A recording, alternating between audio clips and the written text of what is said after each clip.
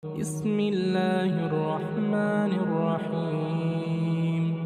الرحمن علم القرآن، خلق الإنسان علمه البيان، الشمس والقمر بحسبان، والنجم والشجر يسجدان، والسماء رفعها ووضع الميزان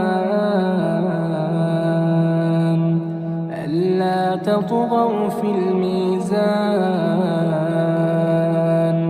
وأقيموا الوزن بالقسط ولا تخسروا الميزان، والأرض وضعها للأنام، فيها فاكهة والنخل ذات الأكمام، والحب ذو العصف والريحان، فبأي آلاء ربكما تكذبان؟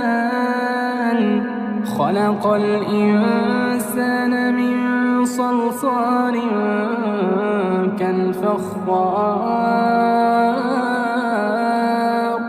وخلق الجان من مارج من نار، فبأي آلاء ربكما تكذبان؟ رب المشرقين ورب المغربين، فبأي آلاء ربكما تكذبان؟